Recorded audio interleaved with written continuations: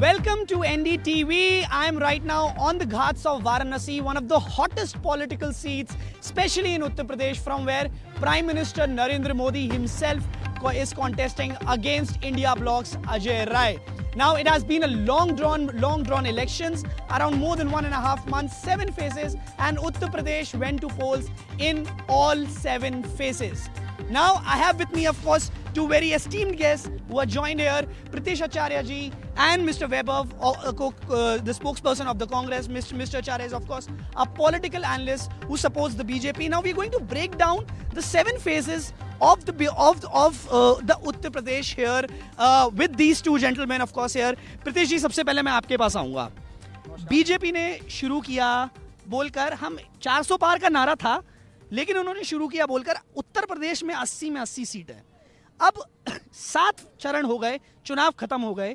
क्या लगता है ये 80 का जो आंकड़ा था इनका, कितनी रियलिटी है इसके अंदर, या इसके अंदर दूर दूर तक कोई रियलिटी आपको नहीं दिखती है फिलहाल?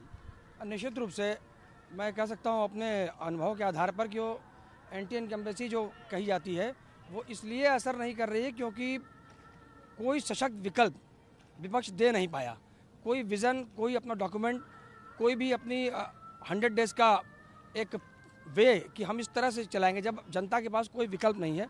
मैं इसका भी लाभ भाजपा गठबंधन को मिला है. और दूसरी सबसे बड़ी बात कि 2 बातों को अगर हम ध्यान में रखें. पहली एक कि विरासत, उस पर काफ़ी काम हुआ है पिछले 10 सालों में.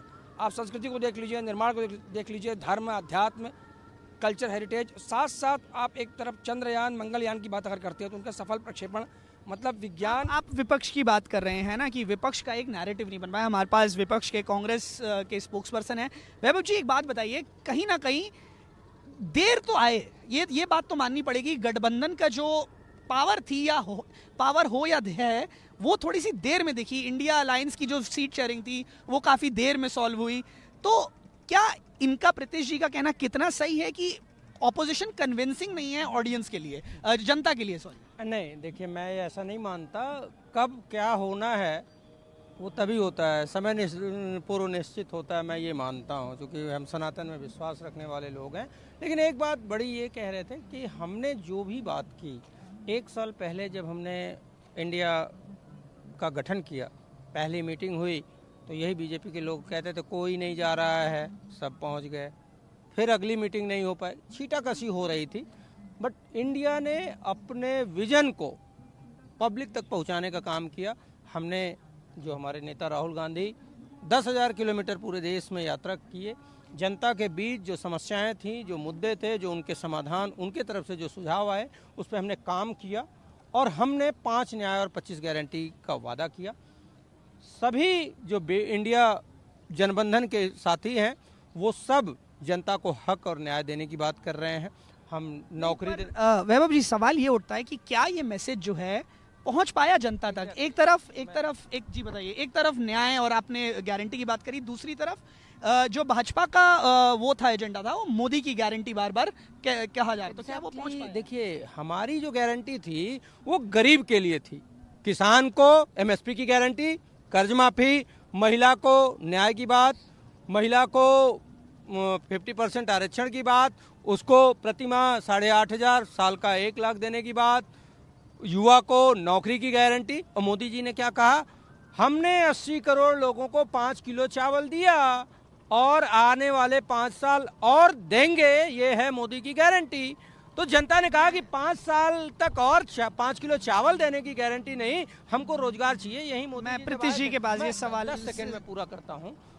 मोदी जी का जो रोड शो नामांकन से पूर्व हुआ था, उसमें दुर्भाग्य, आपके पास वापस आऊंगा, मैं आपके पास वापस जनता आऊंगा. ने कहा मैं राशन नहीं, रोजगार चाहिए. राशन नहीं, रोजगार चाहिए. ये एक, प्रीतिश जी, मैं जरूर मैंने देखा है कि कहीं ना कहीं लोगों के अंदर ना, भले ही वो भाजपा के सपोर्टर क्यों ना हो, वोटर क्यों ना हो, उनका फिर भी ये कहना था कि भैया महंगाई बढ़ गई है ना, बेरोजगारी को टैकल करने की जरूरत है. तो क्या आपको लगता है या बीजेपी से आपको लगता है? देखिए, अभी तो आज एग्जिट पोल है और मुश्किल से जब जान रहे हैं कि परिणाम आ जाएंगे तो कुछ कहने को रह नहीं जाएगा. लेकिन मैं कम शब्दों में 2 बातें कहता हूँ. कांग्रेस या उसका गठबंधन कितने वर्षों तक राज किया? आप मूल शरीर में धड़कन होती है, धड़कन बंद है तो कौन सी चिकित्सा आपको ठीक कर लेगी, कौन सी थेरेपी आपको ठीक कर लेगी। उस तरह से एक गृहिणी धुएं से मुक्त हुई थी, उसके घर तक नल था, उसके घर में शौचालय था, ग्रामीण की बात कर रहा हूँ मैं। तो जब नल नहीं, मैं अपनी बात पूरी कर लूँ, बेसिक एक महिला घर का आधार होती है, उसको धुआं है, उसको शौच के लिए सुरक्षा है, उसको शौच रोकने पर रोग है,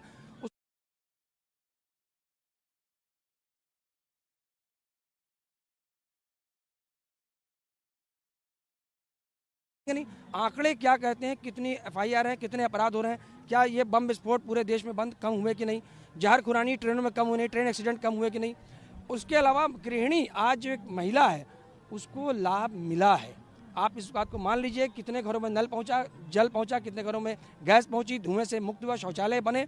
और दूसरी बात कि अगर गृहिणी सक्षम है तभी परिवार की जो एक शुरुआत होती है सीधे। और आयुष्मान योजना से लेकर, जनधन योजना से लेकर इन योजनाओं का लाभ पहुंचा। और आप देख लीजिएगा, साइलेंट वोटर के रूप में बीजेपी को सफलता की ओर ले जाने वाली यही महिलाएं हैं।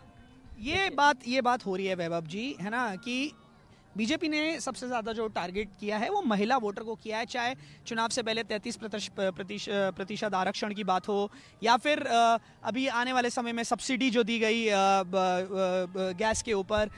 और कहीं ना कहीं उत्तर प्रदेश की महिलाओं की अगर मैं बात करूं, उनके लिए लॉ एंड ऑर्डर काफी मुद्दा रहा है इस बार वोट देने से पहले। उस पर आपका क्या? मैं एक तो पहले आप कुछ सवाल बोल देते हैं, उनका सवाल फिर पीछे छूट जाता है। हाँ ठीक है, आप दोनों महिला सुरक्षा, बीएचयू आईआईटी में भाजपा के आईटी सेल के 3 दरिंदे बंदूक की नोक पे गैंगरेप करते हैं और मोदी जी उनको अगल बगल फोटो खिंचाते हैं और प्रमोट करके उनको मध्य प्रदेश चुनाव में उनको प्रमोशन दे देते हैं, प्रचार का जिम्मा दे देते हैं। 2 महीने तक उनको बचाते हैं, जबकि 4 दिन में ही उनके स्केच आइडेंटिफाई हो गए थे कौन लोग थे। ये है मुद्दा। दूसरी चीज़, महिलाओं को टारगेट करनी।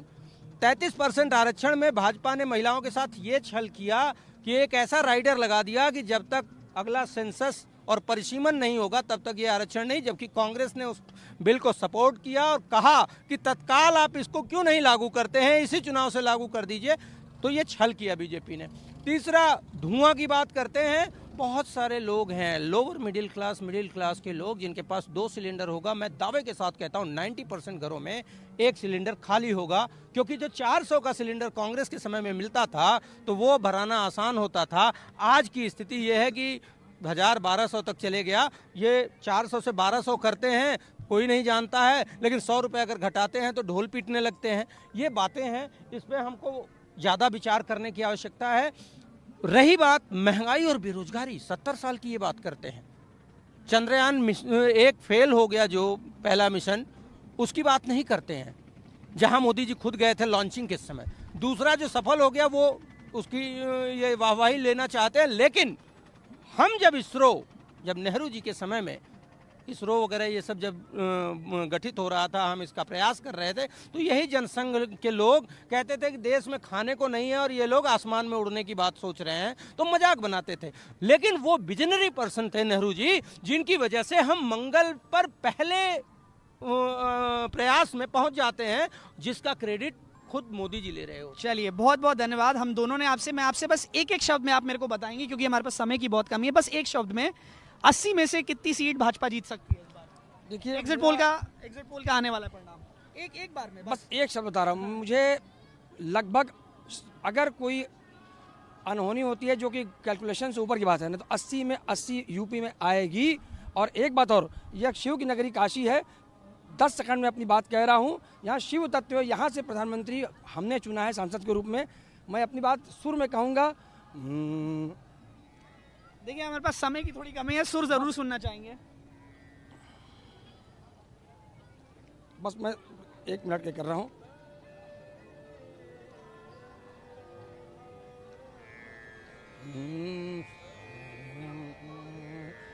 बतावा मितवा कहाँ नाही हो भोला, बतावा मितवा कहाँ नाही हो भोला, बतावा मितवा कहाँ नाही हो भोला, जब नाही हो अंत त जन्म कैसे होला, बतावा मितवा।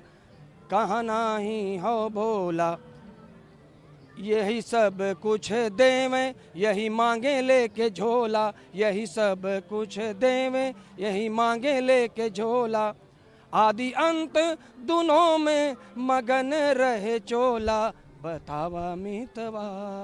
हम बहुत बहुत धन्यवाद प्रीति जी। बस जल्दी से एक शब्द में इंडिया गठबंधन कितनी सीटें, एक शब्द में खाली एक नंबर। देखिए 30+ हम इंडिया गठबंधन को देते हैं। और जो भाई साहब कह रहे हैं ना, ये शिव की नगरी शिव तत्व, ये सबके लिए है। हमारे पास समय का बहुत अभाव है। But of course you know from the Ghats of Banaras, one of the hottest political seats in Uttar Pradesh, from where Prime Minister himself is contesting. Exit polls figures will be out very soon, and NDTV will be giving you accurate analysis of all the exit poll data. Right now, time to slip into a very short break.